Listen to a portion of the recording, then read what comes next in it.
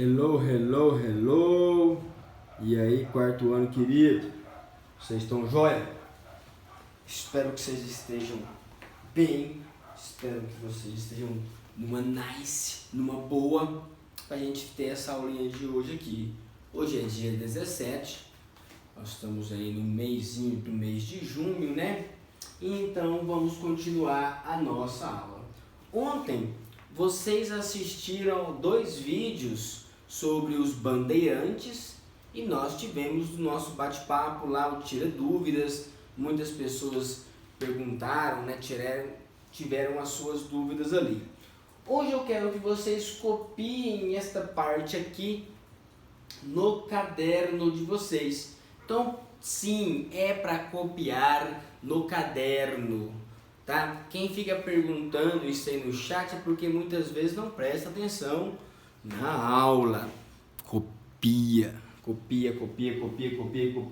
tá? Eu quero que você coloque margem, bonitinho, cabeçalho, para ficar muito organizado. Ontem nós falamos sobre um tal de bandeirantes, né? Hoje nós iremos explicar mais sobre esses caras bandeirantes e vamos falar um pouquinho mais sobre outras ações, ok? Então, vamos lá. Começamos agora. Pessoal, preste atenção em mim. Há algum tempo atrás nós falamos que quando os portugueses, né, estavam com medo de perder o Brasil e decidem, de fato, colonizar o Brasil mesmo, criar cidades aqui, nós falamos que eles começaram a plantar grandes fazendas de cana-de-açúcar, porque a produção do açúcar demorava um longo tempo e isso permitia que algumas cidades fossem criadas, crescessem, se tornassem cidades importantes e etc, né? Porém, pessoal, olha só, nós estamos aqui em Goiás, no Goiásão, como a gente fala aqui, né? Nós estamos no meio do Brasil, nós estamos no interior do Brasil. Imagina que o Brasil, o começo dele são as praias. Nós temos praias perto da gente aqui? Não, nós temos praias muito longe, né, daqui da nossa região. Nós estamos no interior, no coração do Brasil, no centro do Brasil. Nós estamos no centro-oeste brasileiro, tá? Por exemplo, a primeira cidade aqui de Goiás, ela é de 1725, ou seja, 225 anos depois que o Cabral chegou lá na Bahia, é que nós temos a primeira cidade onde é Goiás hoje. Na verdade, a maior parte de Goiás, pessoal, era, na verdade, de posse da Espanha, tá? Nós veremos que Portugal depois vai tomar essa região por vários motivos, né? Mas era para ser uma região da Espanha. Nós vimos na página 67, se eu não me engano, né? Se vocês pegarem aqui na sua página 67, tem um mapa do Brasil. Você vai ver uma cidadezinha chamada Vila Boa. Vila Boa é a cidade de Goiás, né? Que nós chamamos hoje de Goiás Velho. Aqui é 180 quilômetros de Anápolis, né? Então, pessoal, olha só. Nós falamos que a maior parte das pessoas viviam no litoral, perto do mar, perto do oceano. Por quê? Porque quase todo o açúcar que se produzia aqui se vendia, na verdade, lá para a Europa, né? Se vendia lá para os Estados Unidos. Quem comprava o açúcar brasileiro, a grande maioria desse açúcar, eram os países de outro continente. Então, o interior, durante muito tempo, essa região onde nós habitamos, Minas Gerais, parte de São Paulo, parte do Rio Grande do Sul, Mato Grosso, Pará, essa região, pessoal, durante muito tempo, ela demorou muito para ser povoada por brancos, por europeus. Viviam indígenas aqui, né? Olha só, nós temos um mapa aqui, o domínio português e o domínio espanhol. Se você perceber bem, São Paulo aqui, ó, onde é o berço dos bandeirantes, onde estão saindo a maior parte das bandeiras, elas nascem aqui, não é? Nessas cidades aqui, Itu, Porto Feliz, Sorocaba, Taubaté, são cidades próximas ao rio Tietê aqui, ó. Ó, Vila Boa, isso aqui já é Goiás. Ó o rio Tocantins aqui, ó o rio Araguaia aqui, ó. Isso aqui nós sabemos que é a fronteira de Goiás, né? O rio Araguaia. Então, olha só, essa região quase não era conhecida. Como que as pessoas começaram a fazer cidades aqui?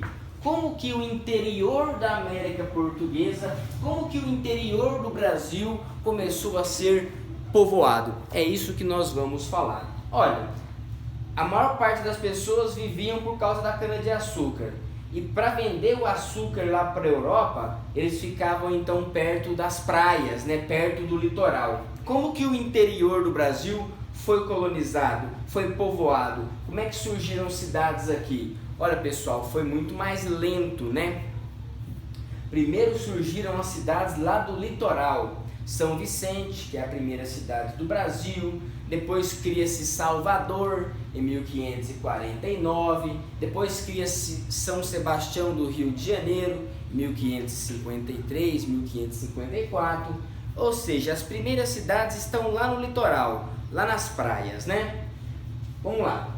Mesmo com a maior parte da população vivendo na região do litoral brasileiro, mesmo com a grande maioria das pessoas vivendo próximo às praias, aos poucos, lentamente, o interior da colônia, essa região central, também chamada de sertão, o sertão brasileiro, né, foi desbravado, conhecido, as pessoas vieram, né, conheceram os lugares, conheceram os rios e foi povoado. Ah, professor, mas já tinha indígenas aqui? Sim, tinha povos indígenas aqui. Quando eu falo povoado aqui, eu falo da criação de cidades, tá? Os índios não faziam cidades, eles viviam, né, em contato direto com a natureza. Então, beleza. O que ajudou, o que fez surgir cidades aqui, por exemplo, na região de Goiás? Na região de Goiás, eu acho que muitos de vocês já sabem, né? Foi por causa do ouro, cara. Se descobriu muito ouro no Brasil. E aqui na região de Minas Gerais, Goiás e Mato Grosso, também se descobriu muito ouro. E aí muitas pessoas vieram para cá, corriam para cá, para essa região desabitada. Isso aqui era um desertão. Não tinha cidade, não tinha nada. Era só mata, só cerrado, floresta nativa. E aí as pessoas vieram para cá, começaram a surgir cidades, começaram a surgir fazendas, começaram a surgir comércio, e aí começou a surgir povoamento aqui. Aqui em Goiás foi por causa do ouro, né? Depois que o ouro acabou, as pessoas já tinham fazendas, já viviam aqui, e aí continuou existindo pessoas aqui, né? Então vamos lá. As principais atividades que contribuíram para o surgimento de cidades no interior do Brasil, longe do litoral, longe da praia, que é onde ficava a cana-de-açúcar, foram, pessoal, os jesuítas que nós estudamos no capítulo anterior. Eles entravam nas florestas, né, para conseguir convencer os índios a se converterem, faziam as chamadas missões jesuíticas, ou os aldeamentos jesuítas. E aí, cara, muitos desses aldeamentos jesuítas acabaram se tornando cidades, né? Aqui em Goiás, por exemplo, a cidade de Crixás é uma cidade que surgiu por causa dos padres jesuítas, né? Vieram para tentar converter os povos indígenas daqui. A cidade de São Paulo, né, é uma cidade fundada pelos jesuítas também. São Paulo não tem praia, né? A cidade de São Paulo, só o estado de São Paulo. A cidade de São Paulo em si não tem praias. Então, pessoal, os jesuítas, os padres jesuítas foram importantes para criarem algumas cidades, principalmente na região amazônica, principalmente na região norte do Brasil. Um monte de cidades lá são cidades fundadas pelos padres. E esses mesmos padres jesuítas, pessoal, utilizavam o conhecimento dos índios para que os índios pegassem os produtos nativos das florestas brasileiras, que na época eram chamadas de drogas do sertão.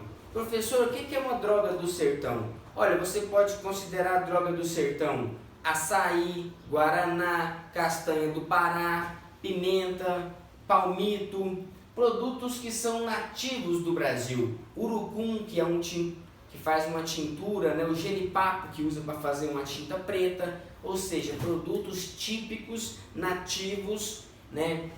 Que poderiam também ser vendidos para a Europa. Então, os padres faziam com que os indígenas entrassem nas matas, nas florestas, para capturar esses produtos. E aí iam formando alguns vilarejos, né? Iam formando-se algumas vilas para que as pessoas pudessem descansar e etc. Algumas cidades foram surgindo aí nesses pontos de encontro de extração das drogas do sertão. São produtos da flora brasileira, plantas, raízes, guaraná, né? E etc. Uma outra atividade que ajudou muito a surgir cidades, vilarejos no meio do Brasil é a atividade pecuária bovina, criação de boi e de vaca. O Brasil possui o segundo maior rebanho de bois e vaca do mundo, perdendo apenas para a China.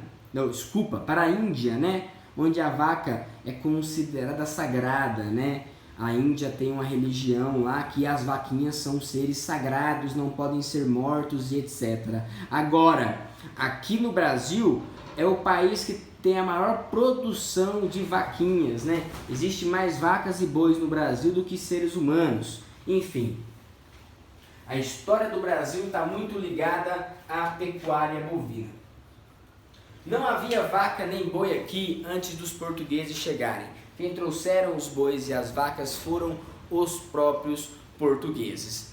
Na época, pessoal, eles até comiam a carne das vacas e dos bois, mas usavam principalmente eles como transporte.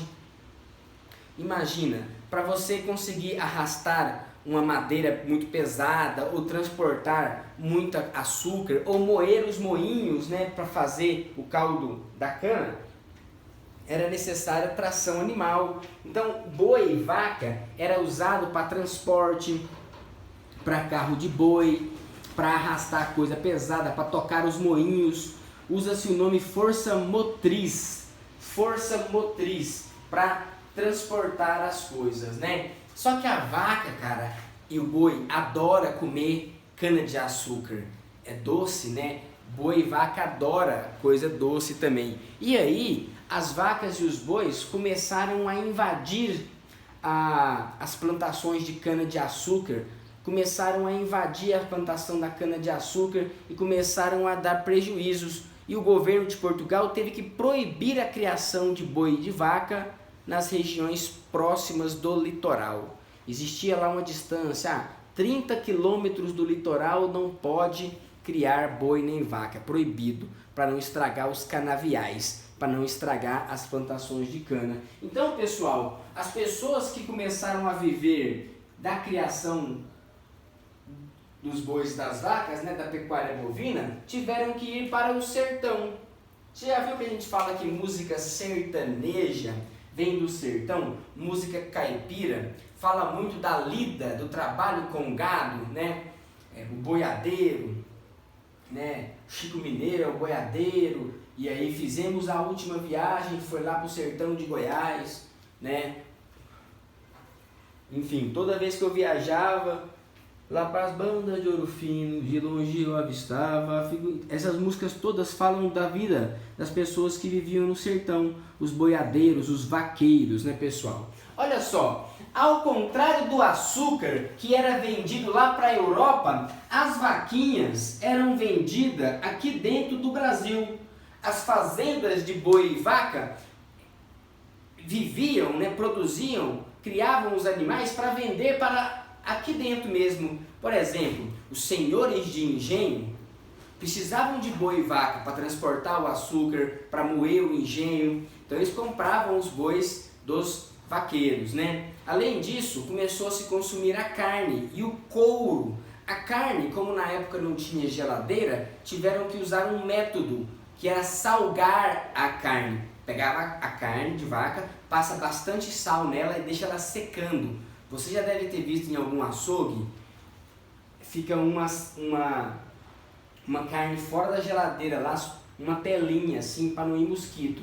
Carne de sol, carne serenada, charque, carne seca, jabá, são os diversos nomes que se dão ao mesmo tipo de carne. Você pega a carne, seca ela e aí ela vai durar muito mais tempo, né, do que se ela não fosse salgada.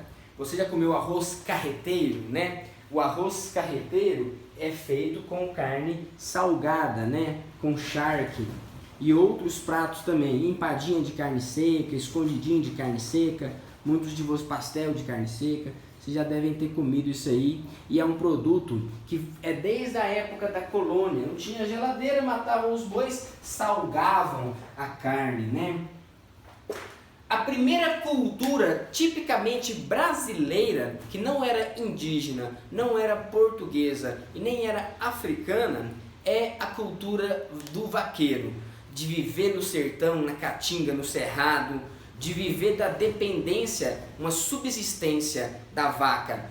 É do couro da vaca e do boi que se usa para fazer a roupa, a bota, o chapéu, a sela do cavalo, o arreio, a tira, as cordas, a rede, a cama. É do couro dos animais, da vaca e do boi, que se usa para fazer um monte de produtos. A cultura do couro é a primeira cultura tipicamente nacional. A vaca ainda produz o leite. Do leite você pode fazer queijo, iogurte e derivados. Além disso, vão começar a existir um grupo de pessoas chamados tropeiros, fazendeiros que vendiam, que viviam de transportar tropas de cavalos, mulas e bois, os famosos tropeiros. Já comeu um feijão tropeiro, né? Quem inventou esse tipo de comida eram esses vaqueiros aqui, pessoal. Vaqueiros que andavam por todo esse sertão brasileiro, por Goiás, por Minas Gerais, pela Bahia, pelo Nordeste, e eles levavam consigo comidas que tinham que durar. Basicamente, a comida do brasileiro era farinha de mandioca ou farinha de milho, no caso dos paulistas. Farinha é um alimento seco. Por exemplo, você não guarda farinha na geladeira, você guarda a farinha fora da geladeira e ela dura ali 6 meses, 1 ano. Então é um alimento que você pode transportar, não vai estragar facilmente. Feijão é um alimento brasileiro, tipicamente da América. Também um cereal. Vocês guardam o feijão antes de cozinhar ele na geladeira ou na despensa, no armário, dentro do saquinho? Quando você vai comprar o feijão no mercado, ele está na geladeira ou ele está lá na estante, lá fora? Da mesma forma que o milho, né? São cereais. Carne seca, jabá, charque, é a mesma coisa, depende da região que você está no Brasil. Isso aqui é a base da alimentação brasileira. Quando tinha uma carne de porco, é um toicinho, um bacon, né? Uma carne de porco frita, ali, é claro, também é adicionada. E a primeira iguaria, o primeiro doce popular no Brasil é a boa e velha rapadura, apreciada em todo o território brasileiro. Hoje em dia, muitas pessoas nem conhecem mais a rapadura, né? Talvez alguns de vocês possam nem nunca ter comido, mas foi o primeiro doce nacional, o primeiro doce comido e apreciado em todo o Brasil. Uma rapadura você também guarda fora da geladeira, né? Pode durar 3 meses, 4 meses. Então era um alimento que você podia transportar nas longas viagens que fazia a cavalo. Pessoal, esses tropeiros foram muito importantes, principalmente depois que se descobriu ouro aqui na região de Goiás, de Minas Gerais. Porque lá do Rio Grande do Sul vinham os tropeiros vender cavalo, mula, que servia para transporte, né, para carregar coisa. Do Nordeste, do sertão da Bahia, vinham também tropeiros trazendo gado, vaca, boi, carne seca, farinha, rapadura, feijão. Porque veio um monte de gente para cá. Demorou a ter fazendas, né? Demorou a plantar coisa aqui, então tinham que vir comerciantes para essa região. As minas de Goiás, as minas de Minas Gerais, fez com que todo o Brasil se concentrasse nessa região. Comerciantes que atravessavam o Brasil levando tropas de boi, de vaca, de mula, de cavalo, de égua, né?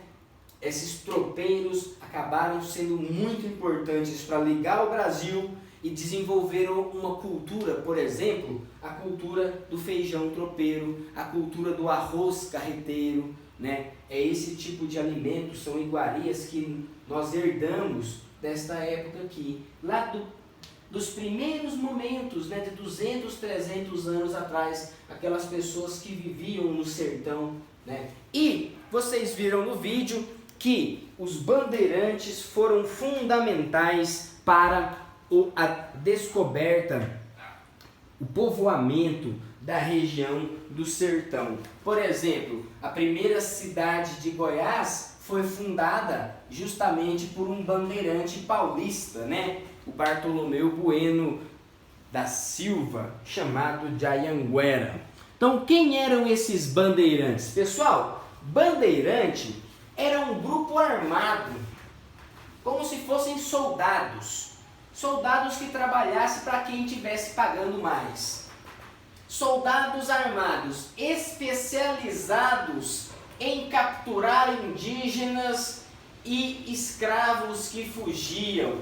Ah, professor, por que os bandeirantes chamam bandeirantes? Na época, os índios tupis, os índios que viviam em São Paulo, né, e que tiveram muita influência lá com os bandeirantes, esses indígenas, quando iam para a guerra, levavam bandeiras, estandartes, né, consigo, com penas, com flores, né, era uma prática. E aqui as bandeiras, a maioria delas nós vamos ver que era para aprisionar indígenas, para capturar indígenas. Então era muito comum que nessas bandeiras, que iam 300, 400, 500 pessoas, teve bandeiras que chegaram a ter 1000 pessoas, né? Os indígenas levavam consigo bandeiras, né? Que representava ali aquele grupo. Então o nome bandeirante é por causa desse costume que os índios tinham de quando iam para a guerra levavam as bandeiras. Os bandeirantes paulistas, que são descendentes de indígenas, né? São chamados de mamelucos, mestiços, filhos de índios com portugueses, receberam muita influência do índio. Falavam a língua tupi, aprenderam a fazer a farinha de mandioca, a tapioca, a trançar as folhas, fazer chapéu de palha, aprenderam a caçar com arco e flecha, enfim. Já reparou o nome das regiões aqui do nosso país? Olha os rios: Anhanguera, Tocantins, Paranaíba, Paraná, Uruguai, Paraguai, e quer dizer rio em tupi. Olha os morros: Jaraguá. Olha as cidades: Itumbiara, Porangatu, Uruaçu, Itapirapurã, Itapecerica, Itapuranga, Itumbiara. Essas cidades todas possuem nomes indígenas, né? E quem davam esses nomes eram os próprios bandeirantes, que aprendiam a língua com os índios. Cara, esses bandeirantes, eles eram especialistas em aprisionar indígenas e capturar escravos. Os tipos de bandeiras mais comuns eram bandeira de apresamento ou de aprisionamento. Queriam aprisionar, prender e vender os índios como escravos, ok? Bandeiras de prospecção ou bandeiras prospectoras. Eram grupos que saíam para o interior para tentar achar metais e pedras preciosas, né? Pedras preciosas como o diamante, como a esmeralda, e metais preciosos como o ouro, como a prata, como o cobre. Havia um tipo também que era o sertanismo de contrato, que eram, pessoal, mercenários. O que é isso? Soldados que são contratados para fazer algum tipo de ação. Quem assistiu o vídeo viu, por exemplo, o caso do bandeirante Domingos Jorge Velho.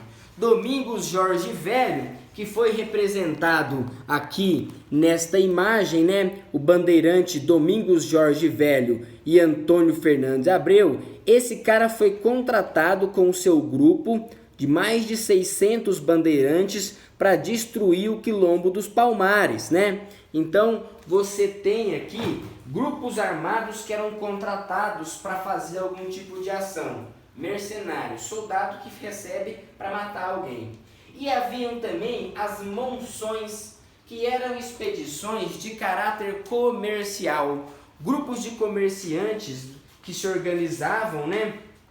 30, 40 comerciantes se organizavam ali em 300, 400 animais de carga, transportando comida, roupa, utensílios, né? E iam para o interior para vender esses produtos aqui em Goiás, em Minas Gerais, na Bahia e etc.